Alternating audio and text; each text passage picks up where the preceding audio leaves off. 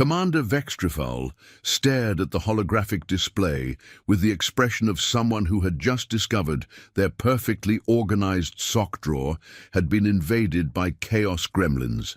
The massive war computer, which the Netherian Empire had pompously named Strategicus Maximus, was displaying something that should have been impossible.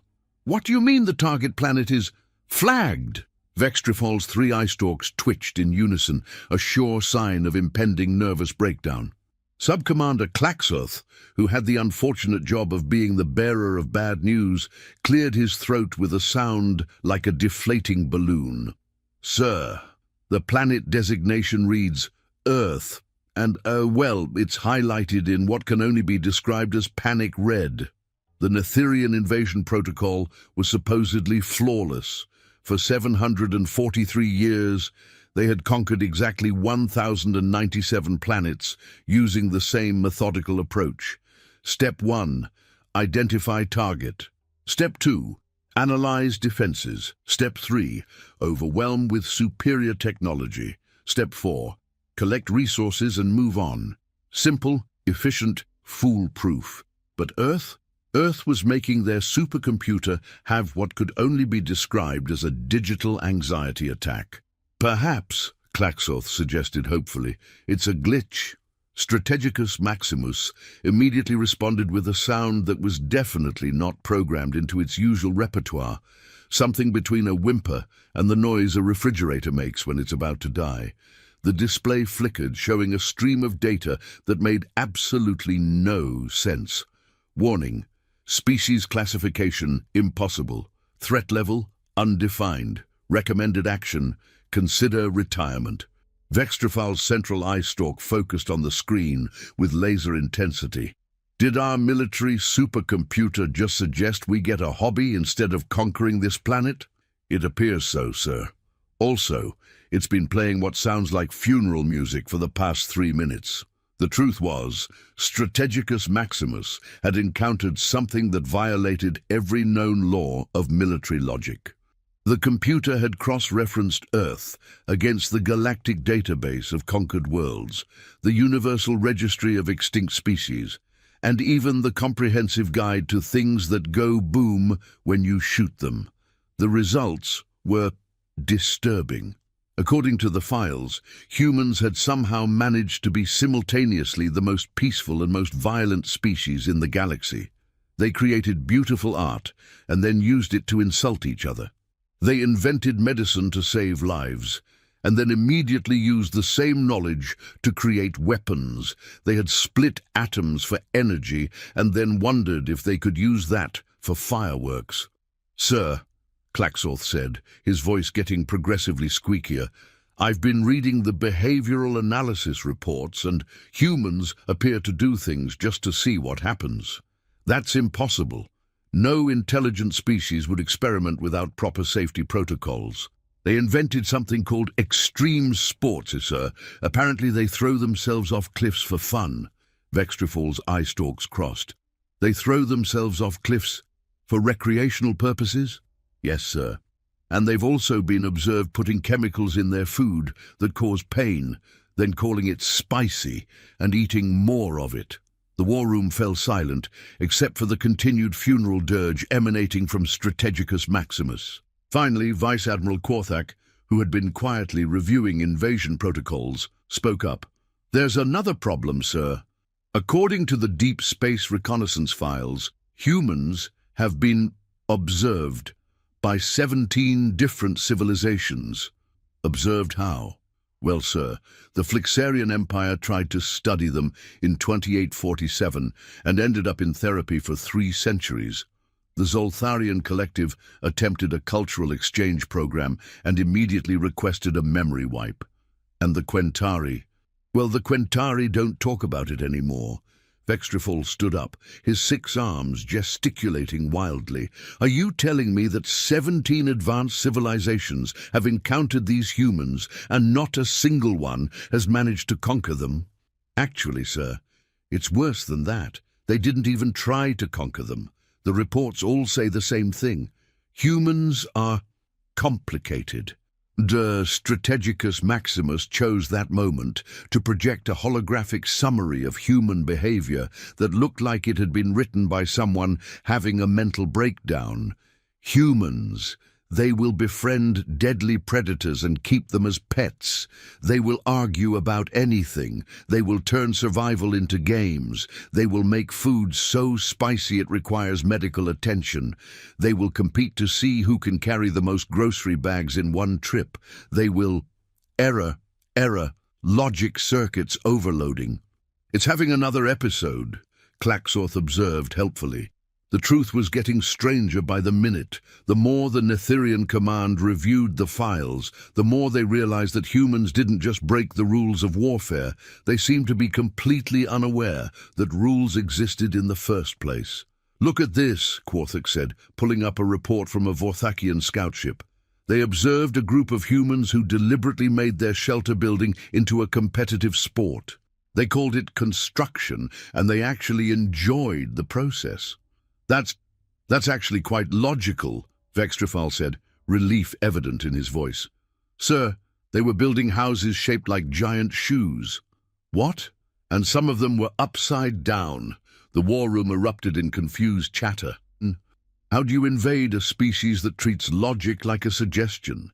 How do you conquer people who seem to find entertainment in the most mundane activities?" "There's more, sir," Claxorth said, looking increasingly pale. "They've been observed participating in something called karaoke, where they deliberately sing badly and somehow enjoy it more when they're terrible at it. They celebrate incompetence. It gets worse. They have events where they intentionally consume ethanol until their coordination fails. Then they call it fun and do it again the next week." Vextrafal sat down heavily. "Are we sure they're intelligent?" "That's the problem, sir. All evidence suggests they're extremely intelligent. They've mastered space travel, quantum physics, and genetic engineering. They've also figured out how to make food that tastes like other food, but isn't actually that food. Why would they want food that tastes like other food?" "The reports don't explain that part, sir, but they seem very proud of it." At this point, Strategicus Maximus decided to offer its own analysis.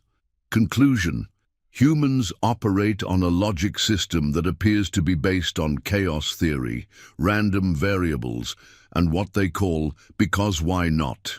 Recommended strategy: surrender immediately. "Our war computer wants to surrender," Vextrafal stated flatly, "to a species we haven't even met yet." Technically, sir, it's suggesting we skip the meeting entirely." The situation was becoming increasingly absurd.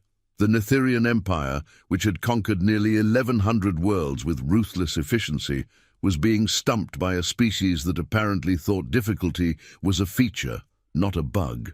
"What about their military capabilities?" Vextrafal asked desperately. Claxorth consulted his datapad. "Well, sir, they've been observed turning their conflicts into learning experiences. They study their own wars and then make entertainment about them. They make entertainment about warfare." "Yes, sir, and apparently they critique the accuracy of their own entertainment while simultaneously enjoying the inaccuracies." "That makes no sense whatsoever." "According to the psychological profiles, sir, that's exactly the point." Vice Admiral Quarthak had been quietly reviewing more files and suddenly looked up with genuine concern.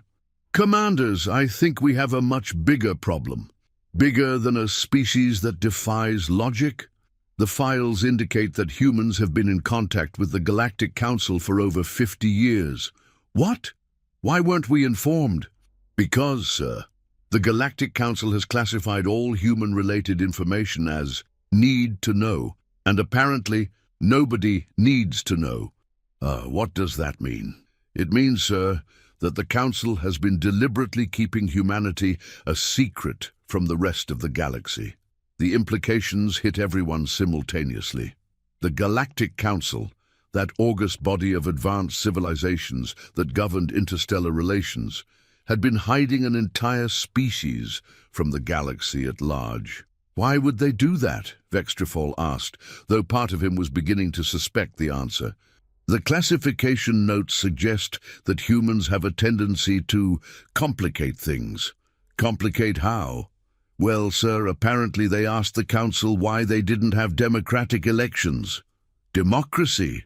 In the Galactic Council? Yes, sir. And when the council explained that they were far too advanced for such primitive concepts, the humans asked if they could observe a few council sessions to understand the process better. That seems reasonable. It would be, sir, except that they started taking notes and asking questions. What kind of questions? Questions like, why do you assume your way is better? And have you considered that other species might have valuable perspectives? And what's your plan for quality control? The room fell silent as the implications sank in. Humans hadn't just challenged the Council's authority. They had questioned the fundamental assumptions upon which galactic civilization was built. Sir, Klaxorth said quietly, there's something else. The humans apparently suggested that the Council might benefit from what they called fresh perspectives and accountability measures. They wanted to reform the Galactic Council? Worse, sir, they wanted to help. Strategicus Maximus, which had been uncharacteristically quiet, suddenly displayed a new message. Urgent update. Galactic Council records indicate that humans have been designated as Pandora's species. Approach with extreme caution, or preferably not at all. Pandora's species. According to the mythology files, sir, Pandora was a human concept about opening something that probably should have stayed closed. And they named an entire classification after it? Yes, sir. Apparently, the Council learned that humans have a tendency to ask questions that make other species reconsider their entire worldview. The truth was beginning to emerge, and it was far more disturbing than anyone had imagined. The Galactic Council hadn't been protecting the galaxy from humanity. They had been protecting humanity from the galaxy. Because once other species encountered humans, they started asking uncomfortable questions about their own societies. The Flixarian Empire, Korthik read from his files, apparently dissolved their monarchy after 3 months of human contact and established something called a constitutional democracy, with term limits and transparency requirements. They voluntarily gave up absolute power. Yes, sir, and they reported being surprisingly satisfied with the results. What about the Zoltharian Collective? They restructured their entire economic system after humans introduced them to concepts like work-life balance and employee satisfaction surveys. Is that why they requested memory wipes? No, sir. They requested memory wipes because they realized they had been happy with their previous system only because they had never considered alternatives. The pieces were falling into place with horrible clarity. Humans weren't just another species to conquer. They were a galactic-level disruption to the established order. They had a disturbing tendency to look at perfectly functional systems and ask, but could this be better? Sir, Klaxorth said, his voice barely above a whisper, I think I understand why Earth was flagged in our system. Explain. The invasion protocols are designed to identify and conquer species that operate according to standard galactic norms. But humans don't operate according to any norms. They've been classified as a catalyst species. What does that mean? It means, sir, that they don't just change themselves, they change everything around them. Not through conquest or force, but by asking questions that make other species realize they have choices. Strategicus Maximus began displaying what could only be described as a nervous breakdown in digital form. Alert. Catalyst species detected. Invasion protocols ineffective. Recommend immediate strategic withdrawal to safe distance of approximately 17 galaxies. 17 galaxies? Sir, I don't think distance is the issue. I think the issue is that once you've encountered humans, you start thinking like them. What do you mean? Well, sir, I've been reading these reports for the past hour, and I'm starting to wonder why we invade planets in the first place. The war room fell dead silent. Vice Admiral Korthak slowly turned to stare at Klaxorth, who was looking genuinely confused. I mean, Claxorth continued, apparently oblivious to the horror he was causing. What if we just asked them if they wanted to trade instead? Claxorth! Vextrafol shouted, his 3 eye stalks snapping to attention. You are exhibiting signs of human influence. Report to decontamination immediately. But, sir, it's a legitimate question. What if conquest isn't the most efficient method of resource acquisition? Security! We have a code human in the war room. As security officers rushed in to escort the contaminated Claxorth away, Vextrafol realized that the situation was far worse than anyone had imagined. Humans weren't just dangerous because they were unpredictable. They were dangerous because they were contagious. Quarthak, he said carefully, are you experiencing any urges to question our fundamental military doctrine? Well, sir, now that you mention it, I have been wondering why we need to conquer exactly 1,097 planets. Why not 1,096 or 1,098? Security, 2 code humans. But as the security officers arrived, one of them, a usually reliable sergeant named Blorthak, raised his hand tentatively. Sir, I don't mean to interrupt, but I've been listening to the briefing and I'm curious about something. What is it, Sergeant? Well, sir, if humans are so dangerous, why hasn't anyone just asked them what they want? The silence that followed was the kind of silence that occurs when an entire worldview collapses. It was the silence of a perfectly organized military machine grinding to a halt because someone had asked a question that should have been obvious, but somehow wasn't. You want to ask them what they want, Vextrafol repeated slowly. Yes, sir. I mean, if they're as unpredictable as the reports suggest, maybe the predictable approach isn't going to work anyway. Strategicus Maximus, which had been cycling through various error messages, suddenly displayed something new. Innovative solution detected. Analyzing. Solution appears to be sensible. Error. Sensible solutions not found in military protocol database. Our war computer thinks talking to them is a good idea, Vextrafol observed weakly. Sir, Sergeant Blorthak said, what if we sent a small diplomatic mission instead of an invasion fleet? Diplomatic mission? We don't do diplomatic missions. We do invasions. But, sir, why?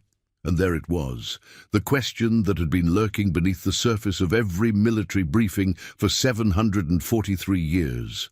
Why did they do invasions? Because it was efficient, because it was traditional, because no one had ever asked why. Because, Vextrafol said, his voice lacking its usual conviction, that's how things are done. But, sir, what if things could be done differently? The war room was now experiencing what could only be described as a collective existential crisis. Strategicus Maximus was displaying a continuous stream of questions. Why conquer? Why not cooperate? Why assume conflict? Why not communicate? The computer is asking philosophical questions, Quarthak observed with detached fascination. And they're good questions, Blorthak added helpfully. Enough! Vextrafol shouted, though his protest sounded more desperate than commanding. We are the Netherian Empire. We conquer worlds. We do not ask them politely if they would like to be conquered. But, sir, Blorthak said reasonably, maybe that's exactly what makes us different from humans. What do you mean? Well, sir, according to the reports, humans try things that don't make sense to see if they might work anyway. Maybe we should try something that doesn't make sense to us. The logic was both perfectly sound and completely insane. Try something that doesn't make sense to see if it might work. That was exactly the kind of thinking that had gotten 17 civilizations into therapeutic intervention. Sir, Quarthak said slowly, I'm beginning to understand something about the classification system. What? I don't think humans are classified as dangerous because they're aggressive. I think they're classified as dangerous because they're optimistic. Optimistic? Yes, sir. They seem to believe that things can be better than they are, and apparently that belief is contagious. Strategicus Maximus suddenly displayed a new message. Analysis. Complete. Human influence detected in current discussion. Recommended action: embrace change or maintain status quo. Decision parameters: unknown. Unknown decision parameters? Sir, I think the computer is asking us to choose for ourselves instead of following pre-programmed protocols. The room fell silent again, but this time it was the silence of genuine consideration rather than shocked horror. For the first time in 743 years, the Netherian Empire was facing a decision that wasn't covered in their standard operating procedures. "What do you think would happen," Vextrafal asked carefully, "if we sent a diplomatic mission to Earth?" "Based on the reports, sir, one of three things. Either they would welcome us with confusing hospitality, ask us uncomfortable questions about our imperial structure, or invite us to participate in something they call cultural exchange. And the worst-case scenario? Sir, the worst-case scenario is that we might end up enjoying ourselves." "That's the worst case?" "Well, sir, according to the psychological profiles, humans have a tendency to make other species realize they've been taking themselves too seriously." The implications were staggering. The Netherian Empire, which had spent nearly 8 centuries perfecting the art of military conquest, was being forced to confront the possibility that they had been approaching galactic relations in the most inefficient way possible. "Sir," Sergeant Blorthak said, "I've been thinking about the logistics." "What logistics?" "Well, sir, maintaining an empire of over 1,000 worlds requires enormous resources.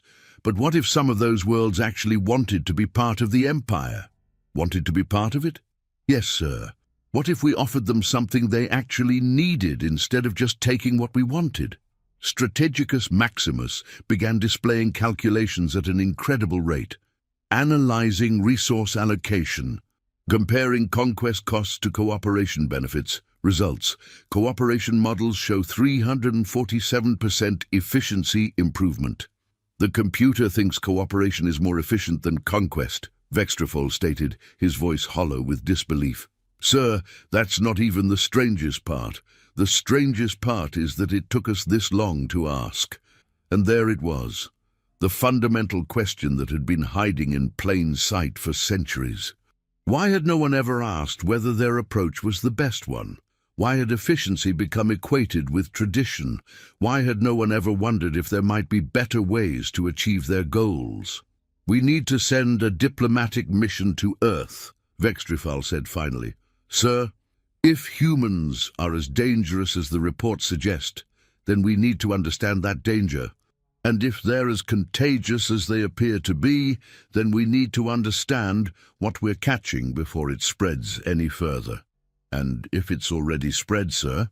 Vextrafal looked around the war room at his officers, who were all looking back at him with expressions of curiosity rather than military discipline. Strategicus Maximus was displaying what appeared to be a smiley face, which definitely wasn't in its original programming. "Then we need to figure out what to do with an empire that's starting to ask questions." The diplomatic mission to Earth was prepared with the kind of nervous energy typically reserved for diffusing explosives. 3 ships, minimal weapons, maximum confusion. The crew was selected based on their ability to remain calm under pressure and their complete lack of exposure to human-related reports. Ambassador Nethricol, a career diplomat who had successfully negotiated peace treaties with 14 different species, was chosen to lead the mission. His first question upon reviewing the briefing materials was, "Why didn't anyone try talking to them sooner?" "Sir," his aide replied, "that's exactly the kind of question we're hoping you won't ask. But it's a reasonable question." "Yes, sir. That's the problem." The journey to Earth took 3 standard galactic weeks, during which the diplomatic team spent considerable time trying to understand what they were getting themselves into. The more they studied the available reports, the more they realized that human behavior seemed to follow patterns that were both completely logical and utterly unpredictable. They appear to value something called creativity above efficiency, Nethricol observed. "Is that good or bad, sir?" "I have no idea. But according to the cultural analysis, they deliberately create problems for themselves and then solve them for entertainment. Entertainment? Yes, they call them puzzles and challenges, and they seem to enjoy the process more than the results. The diplomatic team was still trying to process this information when they arrived at the edge of the solar system. Almost immediately, they were contacted by what appeared to be a space station. Unknown vessels. This is Lunar Station. Please state your business and intentions. Nethricol took a deep breath. Lunar Station. This is Ambassador Nethricol of the Netherian Empire. We are here on a diplomatic mission to establish contact with Earth. There was a pause. Then, did you say diplomatic mission? Yes, that's correct. That's different.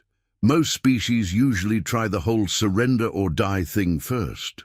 Are you sure you want to skip straight to talking? Nethricol looked at his communication officer, who shrugged. Yes, we would like to skip straight to talking.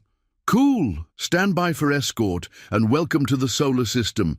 You're gonna love it here. We've got 3 planets with life, 2 with intelligent life, and 1 with really great coffee. They're welcoming us, Nethricol said wonderingly. Sir, they mentioned coffee. Should I add that to the threat assessment? I don't think coffee is a weapon, Lieutenant. Sir, with respect, we don't know what humans consider weapons. The escort ships that arrived were unlike anything in the Netherian fleet. They were sleek, efficient, and appeared to be decorated with what could only be described as artwork. One of them had a picture of a small, furry creature with enormous eyes painted on the hull. Lunar Station. What is the significance of the creature? On your escort vessel? Oh, that's Commander Peterson's ship. He's really into cats. Cats? Yeah, they're these small predators that humans keep as companions. Peterson has 7 of them. He keeps 7 predators as companions. Well, technically they're not very effective predators anymore. Mostly they just sleep and knock things off tables. Why would he want animals that knock things off tables? Because they're cute and they make him happy. The diplomatic team exchanged glances. Humans kept inefficient predators as companions because they were aesthetically pleasing and emotionally satisfying. This was exactly the kind of behavior that had driven 17 civilizations to therapy. Lunar Station, we are ready to proceed to Earth. Awesome. Fair warning, though, you're arriving during what we call Tuesday, which means everyone's going to be either really excited to meet you or really confused about why you're here. Possibly both. Is Tuesday significant? Not really, but humans like to assign meaning to arbitrary time divisions. It helps with organization and gives people something to complain about. As they approached Earth, the diplomatic team got their first real look at human civilization. The planet was covered with lights, structures, and what appeared to be transportation networks of impossible complexity. But more importantly, it was covered with signs of activity that made no apparent sense. Sir, the sensor officer reported, I'm detecting large gatherings of humans who appear to be running in circles. Running in circles? Yes, sir, in groups. They seem to be enjoying it. They're exercising for recreation, Nethricol realized.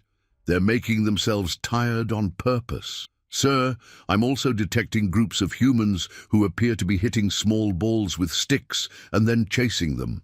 They're playing games. Sir, some of them are doing it in the rain.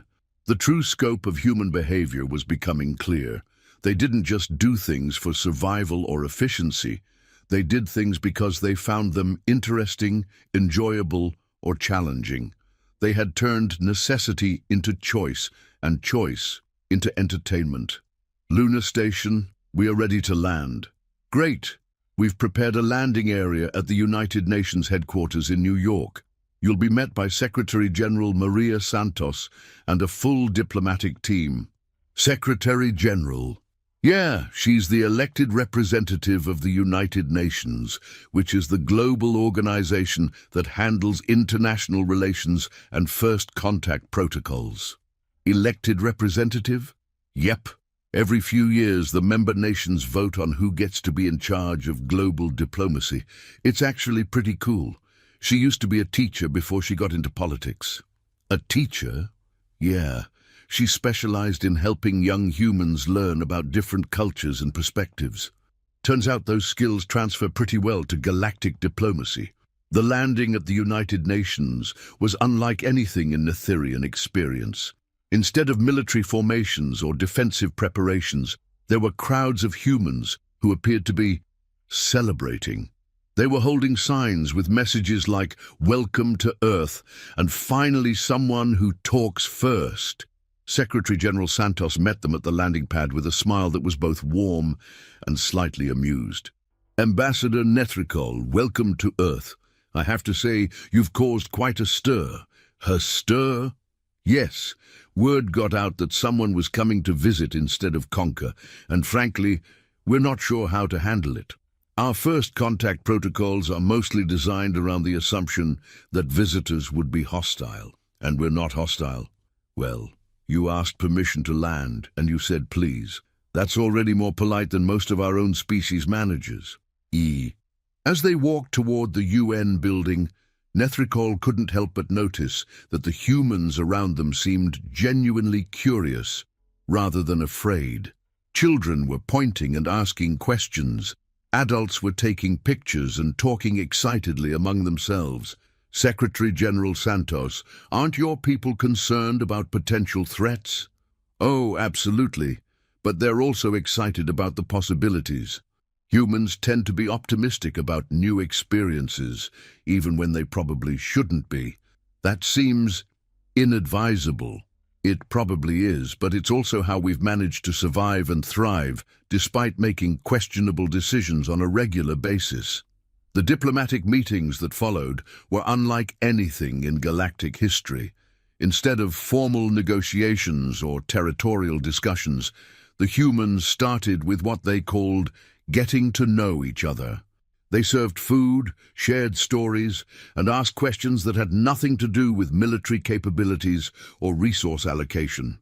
"So," Secretary General Santos said, settling into her chair with a cup of the mysterious substance called coffee, "what brings you to our little corner of the galaxy?" "Well," Nethricol replied carefully, "we were exploring, and your planet was identified as being of interest." "Interest how?" "Your species has been observed by other civilizations, and the reports were unusual." "Unusual how?" "According to our files, every civilization that has encountered humans has experienced significant cultural changes." Santos laughed, and it was a sound that somehow managed to be both reassuring and slightly alarming. "Ah, I see. You've heard about our reputation." "You have a reputation?" "Oh, yes. We're known throughout the galaxy as the species that asks uncomfortable questions and suggests improvements that nobody asked for." "And you're proud of this?" "Proud might be too strong a word, but we're not ashamed of it either. We figure that if something can be improved, why not try to improve it? But what if the current system is functioning adequately? Well, adequate is fine, but why settle for adequate when you could have something better?" And there it was, the fundamental difference that had been driving galactic civilizations to distraction for decades. Humans didn't just accept good enough. They looked at functional systems and asked, "But what if we could make this great?" "Secretary General Santos, may I ask you a question?" "Of course. Why do you think other species find human behavior so disturbing?" Santos considered this while sipping her coffee. "I think it's because we represent change, and change is scary. Most civilizations seem to reach a point where they decide they've figured everything out, and they just want to maintain the status quo. And humans don't want to maintain the status quo. Oh, we're terrible at maintaining the status quo. We're constantly trying to improve things, fix problems, and make life better for everyone. It's kind of compulsive. But what if your improvements make things worse? Then we try to fix that too. It's not a perfect system, but it's definitely not boring." "Oh, the cultural exchange continued for several days, during which the Netherian diplomatic team experienced something that had never happened in 743 years of conquest. They started to enjoy themselves. The humans showed them art galleries where creativity was valued above utility. They took them to sporting events where competition was pursued for the joy of the challenge rather than the dominance of the victor. They introduced them to restaurants where food was prepared not just for nutrition, but for pleasure. "This is inefficient," Nethricol observed, watching humans spend hours preparing and consuming a meal that could have been nutritionally optimized in minutes. "Extremely inefficient," Santos agreed cheerfully, "but it's also delicious, social, and fun. We could probably survive on nutrition pills, but why would we want to? Because it would be more efficient. But efficiency isn't the only value worth pursuing. What's the point of an efficient life if you don't enjoy living it?" The question hung in the air like a challenge to everything the Netherian Empire had ever believed about civilization and progress. "Secretary General Santos," Nethricol said carefully, "I think I understand why other species find you disturbing." "Oh, you make us question whether we've been doing things the right way. And that's disturbing?" "Extremely. It's much easier to assume you've figured everything out than to consider that you might be wrong. But what if you're not wrong? What if you're just incomplete?" "Incomplete, yes. What if your way of doing things is perfectly valid, but it's not the only way? What if there are other approaches that might work just as well, or better, or differently?" The implications were staggering. The Netherian Empire hadn't necessarily been wrong to pursue conquest, but they might have been incomplete in assuming it was the only viable approach to galactic expansion. "Secretary General Santos, I need to ask you something important." "Go ahead." "What would happen if the Netherian Empire decided to try something different?" "Different how?" "What if instead of conquering planets, we tried to cooperate with them?" Santos's face lit up with the kind of enthusiasm that had been making galactic civilizations nervous for decades. "Now that would be interesting. What kind of cooperation were you thinking about?" "I honestly don't know. We've never considered it before." Well, that's the beauty of trying something new. You get to figure it out as you go along." The return journey to Netherian space was filled with the kind of intense discussion that typically preceded major military campaigns, except that instead of planning attacks, they were planning something that had no precedent in their civilization's history: voluntary cooperation. "What if we offered to share our transportation technology in exchange for access to their educational systems?" one diplomat suggested. "What if we established cultural exchange programs instead of occupation protocols?" suggested another. "What if we asked planets what they needed instead of just taking what we wanted?" The suggestions came fast and furious, each one more radical than the last. Strategicus Maximus, monitoring the discussions, began displaying messages like "innovative thinking detected" and "creativity levels approaching optimal." When they arrived back at Netherian Command, Commander Vextrafol was waiting with a mixture of anticipation and dread.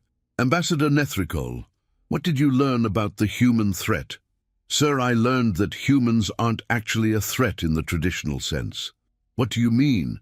"They're not aggressive, they're not conquering other species, and they're not trying to dominate the galaxy." "Then why are they classified as so dangerous?" "Because, sir, they make you want to be better than you are." The statement hung in the air like a revelation. The Netherian Empire, which had spent centuries perfecting the art of conquest, was being offered the opportunity to perfect the art of cooperation instead. "Sir," Nethricol continued, "I think we need to consider the possibility that there might be more efficient ways to achieve our goals." "More efficient than conquest?" "Yes, sir. What if we could achieve the same results? Resource access, territorial expansion, technological advancement through cooperation rather than domination?" "Strategicus, Maximus immediately began processing the implications. Analyzing cooperation models, resource efficiency projected at 89% improvement. Territorial expansion through voluntary association shows 156% growth potential. Conclusion: conquest is inefficient. Our war computer has declared conquest inefficient, Vextrifol said weakly. Sir, it gets better. The humans have invited us to participate in something called the Galactic Cooperation Initiative. What's that?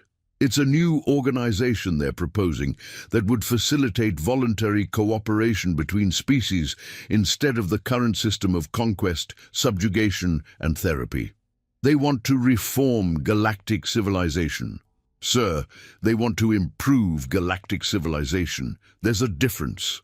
The truth was that humans had been quietly working on this for decades, while the rest of the galaxy had been maintaining the status quo through a combination of tradition and mutual avoidance. Humans had been developing models for interspecies cooperation that actually worked. They've already gotten preliminary agreements from the Flixarian Democratic Republic, the Zoltharian Cooperative, and the reformed Quentari Federation, Nethricol explained. Reformed? Yes, sir. Apparently, once you start questioning whether your current system is optimal, it's difficult to stop. The implications were spreading faster than anyone had anticipated.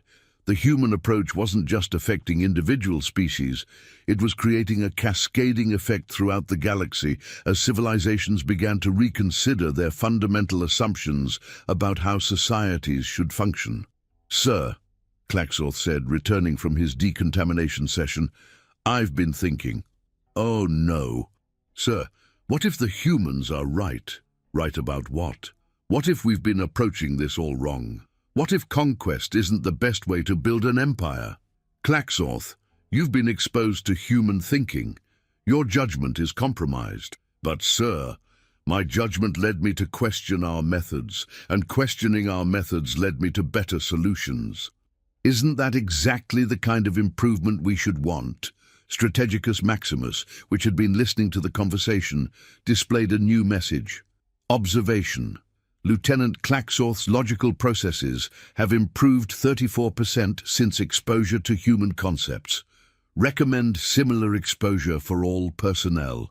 The computer wants everyone to be infected with human thinking, Vextrifol observed. Sir, maybe it's not an infection. Maybe it's an upgrade.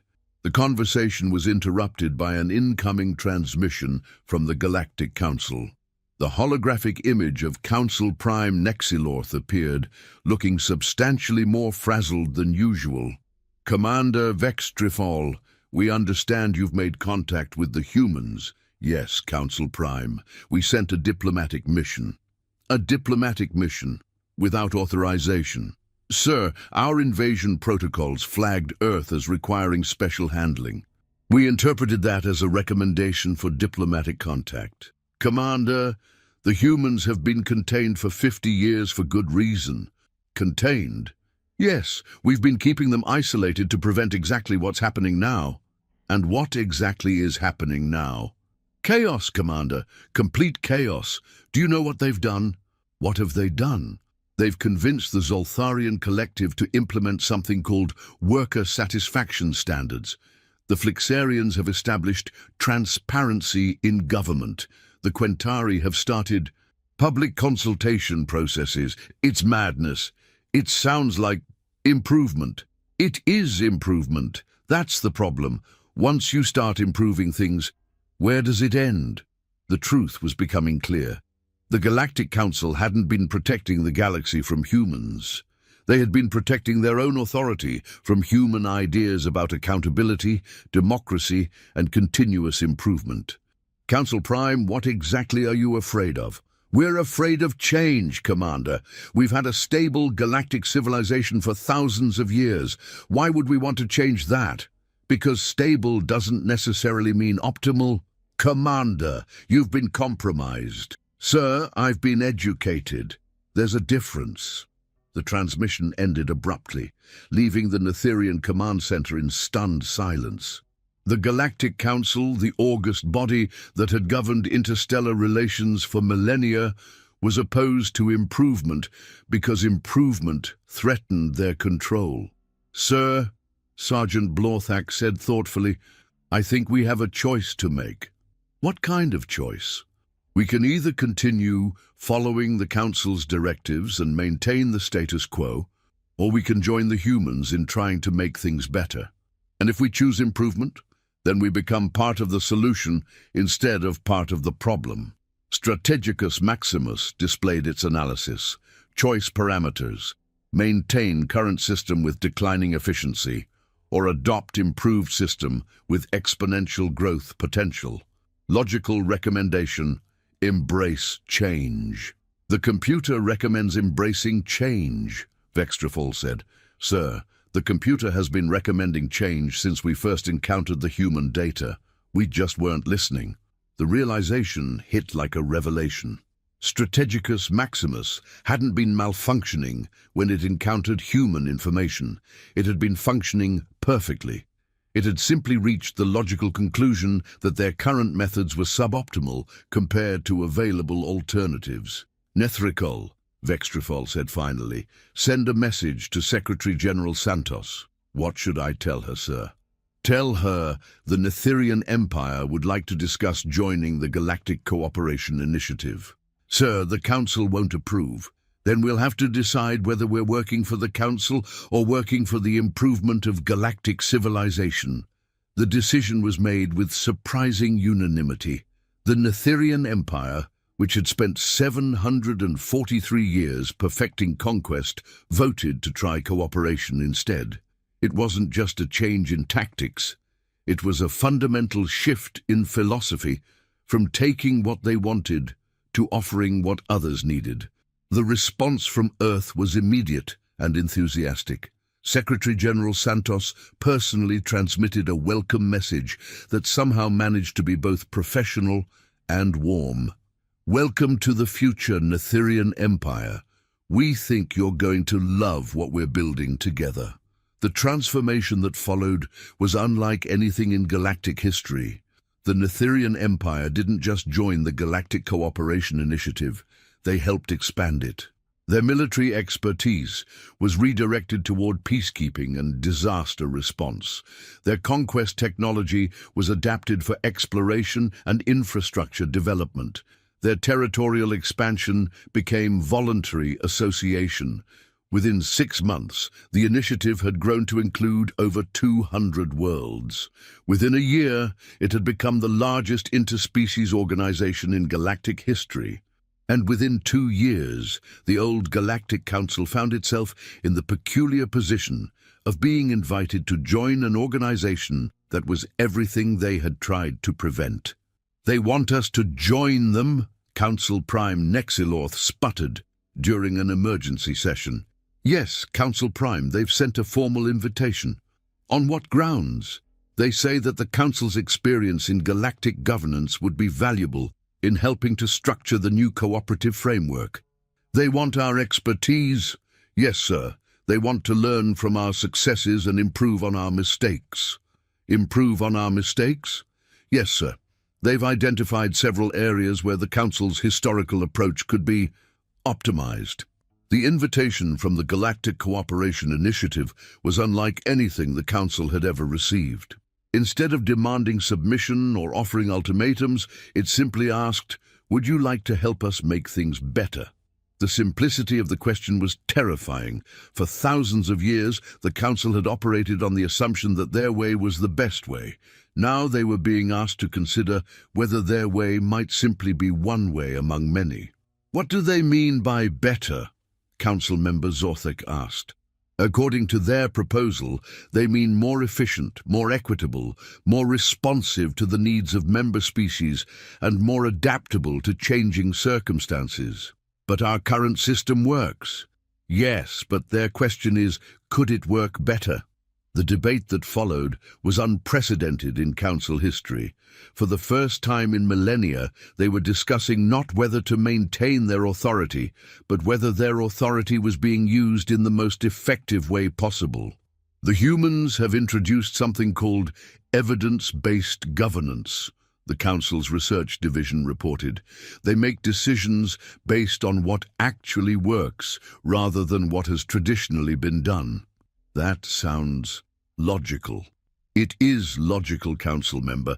That's what makes it so disturbing. The ultimate decision came down to a simple choice: evolve or become irrelevant. The galaxy was changing around them, and they could either be part of that change or be left behind by it. Council Prime, the research director said, I believe we need to consider the possibility that the humans might actually be onto something. You think cooperation is better than control. I think results are better than assumptions, and the results from the cooperation initiative are impressive. The data was undeniable. Species that joined the initiative showed improvements in resource allocation, technological development, social satisfaction, and interspecies relations. They weren't just maintaining the status quo, they were actively making things better. Very well, Council Prime Nexilorth said finally. Send a response to the Galactic Cooperation Initiative. What should we tell them, Council Prime? Tell them the Galactic Council is interested in exploring how we might contribute to their efforts. Should I mention that we've been opposing them for the past 2 years? I think they already know that. But apparently, they're more interested in what we can do going forward than what we've done in the past. The integration of the Galactic Council into the Cooperation Initiative marked the end of one era and the beginning of another. It wasn't the triumphant conquest of one civilization over another. It was the voluntary evolution of galactic society from a system based on control to one based on cooperation. The transformation wasn't without challenges. Species that had spent millennia following orders had to learn how to make decisions collaboratively. Civilizations that had avoided contact had to figure out how to communicate effectively. Organizations that had maintained power through exclusivity had to adapt to transparency and accountability, but the results were undeniable. Resource conflicts decreased as voluntary sharing replaced territorial disputes. Technological advancement accelerated as knowledge sharing became standard practice. Social problems were addressed cooperatively rather than being left for individual species to handle alone. You know what the strangest part is? Secretary General Santos said during a celebration marking the 5th anniversary of the initiative. What's that? Ambassador Nethricol asked. None of this was actually the humans' idea. What do you mean? The cooperation, the improvement, the questioning of assumptions. These are just natural responses to problems. Every species in the galaxy was capable of this kind of thinking. We just happened to be the ones who weren't afraid to try it. So what made humans different? We weren't different. We just refused to accept that good enough was good enough. Commander Vextrifal, now Director of Interspecies Cooperation for the former Netherian Empire, listened to the conversation with the kind of amazement that comes from realizing how simple the solution had been all along. Strategicus Maximus, he said to the computer that had started it all. Do you have any analysis of how this situation developed? Analysis complete, the computer responded. Galactic civilization required a catalyst to question fundamental assumptions. Humans provided that catalyst not through superior technology or military force, but through persistent curiosity and refusal to accept suboptimal solutions. So the humans weren't special? Humans were ordinary. Their approach was extraordinary. What was extraordinary about it? They assumed that things could be improved, rather than assuming that things were already optimal. The revelation was both profound and absurdly simple. The galaxy hadn't needed a revolution. It had needed permission to evolve. And humans had provided that permission simply by asking, why not? Years later, when galactic historians tried to understand how a single species had transformed interstellar civilization, they consistently reached the same conclusion. Humans hadn't changed the galaxy through force or manipulation. They had changed it by demonstrating that change was possible. The old invasion fleets were now exploration fleets. The conquest protocols had become cooperation frameworks. The territorial disputes had evolved into resource-sharing agreements, and the species that had once feared each other now worked together to solve problems that no single civilization could handle alone. You know, Vextrifol mused during a routine cooperation planning session, I sometimes wonder what would have happened if we had actually tried to invade Earth.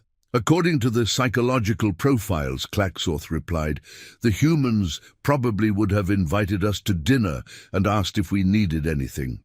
And then what? Then they would have explained why invasion was inefficient and suggested better alternatives. So we would have ended up in the same place? Yes, sir, but it would have taken longer and been much more embarrassing. Strategicus Maximus, now renamed Cooperaticus Maximus at the computer's own request, displayed its final analysis. Conclusion: the most effective invasion strategy is not to invade at all. The computer has learned to appreciate irony, Vextrifol observed. Sir, I think we all have. The galaxy had learned something that should have been obvious but somehow wasn't. The best way to get what you want is to help others get what they need. It wasn't just more ethical, it was more efficient, more sustainable, and significantly more enjoyable. And somewhere in the vast archives of galactic history, filed under lessons that should have been obvious, was a simple notation. When the planet's name lit up as Earth, it wasn't a warning about what humans might do to the galaxy. It was a warning about what the galaxy might do to itself if it kept trying to avoid the one species that refused to settle for good enough. The invasion strategy had indeed been flawless, right up until someone realized that invasion wasn't the strategy they actually needed.